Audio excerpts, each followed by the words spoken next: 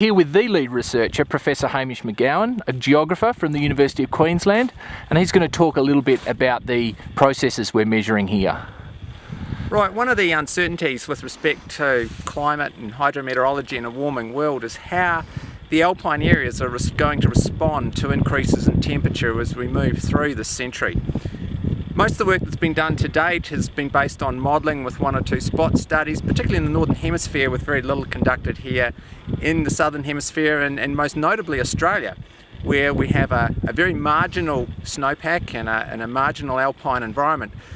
By that I mean that the snowpack here is principally isothermal. It sits around 0 degrees all winter, and very subtle changes in energy, either from radiant energy, changes in incoming energy from the sun, or energy associated with advection of warm air over the snowpack, or even heat from the ground, can have a very significant impact on the snowpack. Namely, it can melt it away very quickly, or it can make it last longer through the winter, better for skiing.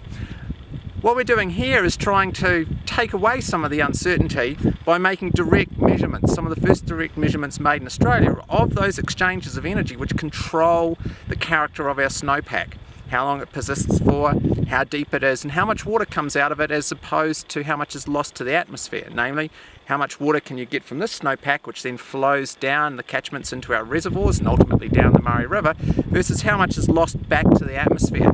So the instrumentation behind me measures radiation transfers, so we're measuring directly how much energy comes from shortwave radiation from the sun, how much of that is reflected back to the atmosphere, as well as incoming long wave, namely from warm clouds, atmospheric humidity, but also the emission of long wave thermal radiation back from the surface. When we sum that up, we get net radiant energy, and that's the amount of energy which is present within the atmospheric system to then heat the surface and evaporate moisture, such as snow, from the surface back to the atmosphere. This instrumentation measures those radiation transfers, but it also measures the turbulent exchange of heat and moisture from the surface or to the surface from the air through a process called eddy covariance. So these measurements will enable us to quantify the energy required to melt the snowpack under different weather systems, to quantify how much water is lost to the atmosphere as opposed to that available to flow down our rivers into our catchments, such as the Murray, and then is available for hydroelectric power generation, irrigation and so forth.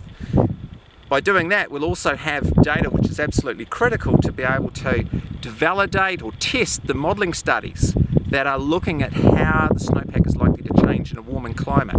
Modelling is only as good as the data that goes into it. You put rubbish in, you get rubbish out. All modelling must be validated through direct measurement, through real observations, real data. And as field scientists, that's what we do. We spend a lot of time out collecting data so that the modellers sitting behind the computers have something which is real, which they can either validate their studies with or actually tune their models. So they give us a more realistic projection of how the hydroclimate in areas like the Australian Alps is going to change through the 21st century.